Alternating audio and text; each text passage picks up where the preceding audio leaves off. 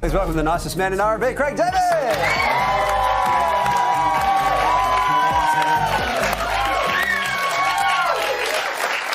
You don't get that on a bloody Zoom call, do you? I know.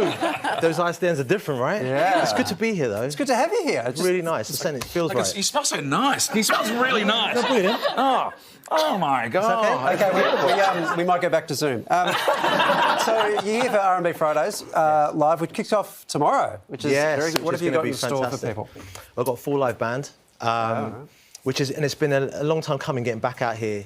I mean, obviously with everything that's gone on over the last couple of years, but to be here and seeing people coming together to enjoy the shows again, and the band is all super amped up. Do you know what I mean? Even with jet lag, you find it. As soon as you walk on stage, I'm in my mode, so. Yeah. We have a lot of people come through this show and everyone says how much they love Australia, and sometimes we believe them, sometimes we don't. I genuinely believe that you have a genuine, deep affection for this country. I really do. It's like when I first started off on my first album, Born to Do It, it was like the arenas and places that we were performing here when I came over, it felt like a home away from home.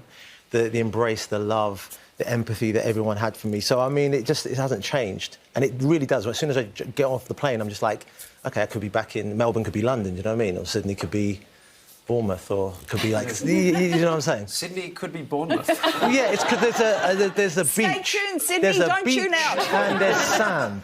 And, yeah, we haven't got many hotspots back in the UK for sunny destinations. But I understand.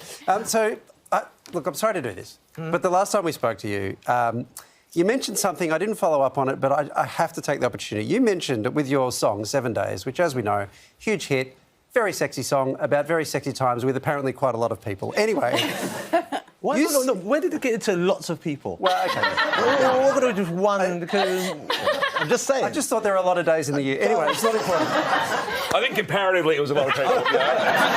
But you mentioned about that song that you were 17 and living at home with your parents when you wrote it. Yeah, where's that bit in the lyrics?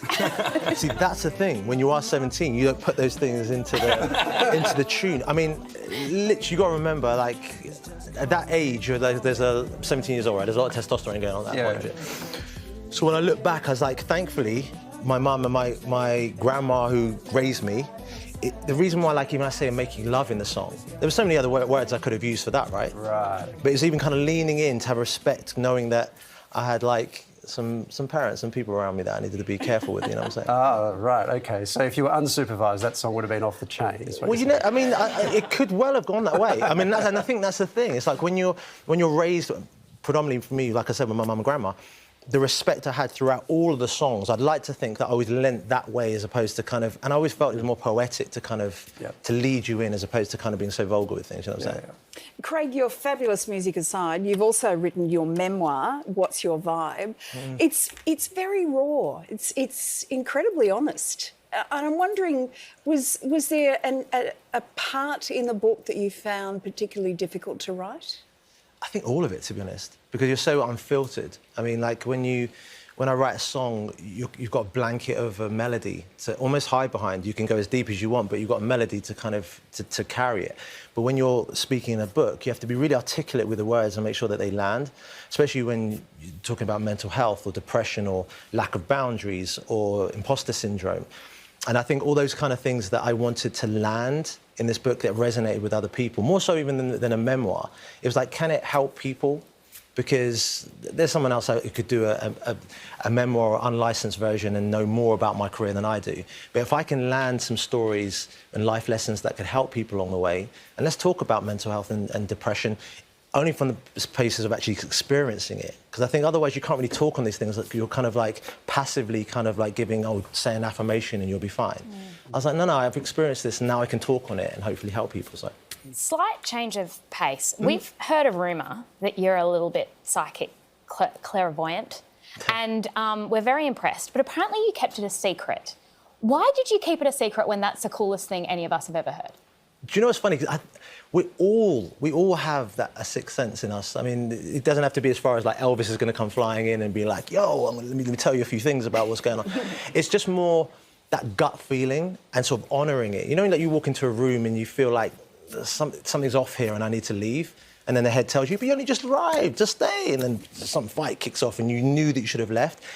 I found I lean into it a lot sooner. So I follow my intuition, and I've got an album called that too, rather than kind of like letting my head kind of dictate. So yeah, so I kind of just felt like the word psychic can get very kind of heady, and I'm just like, no, we've all got that sentiment, you know what I mean? One thing I wanted, before we go, we spoke to you about your rapping at the Queen's Jubilee, which is just amazing. It blew everyone away over there, blew us away. Is there any chance? Of the rap itself. Do you remember the rap, or do you have to? No, I can try and just off the bat. Do you want to know? Yeah, They want to hear the rap. Our time to hit the road. Feels like I'm getting younger instead of getting old. Got kids saying that new boy's so cold. Even man that didn't like me now be getting involved. Plats of gold for getting many I sold. Them times I was a boy 16 years old. Them times who would have thought where it would go. Now I'm on a roll and that's spinning out of control. Everything became different when I followed my intuition. And every time that I didn't ended in nothing but getting me down. But what I feel into being from the beginning, you show me nothing but love, and that love is certainly touching me now. Having fun, yeah, of course, stepping out of an Uber like I'm up in a Rolls Royce. Every scream is so loud, feel like I'm losing your voice. So many rhythms, got to reload them twice. Flip the script I can. No introduction, no hesitation. No little boy acting like a waste man. To be honest, all it requires a mic in my hand. When I flip the script, I bang. I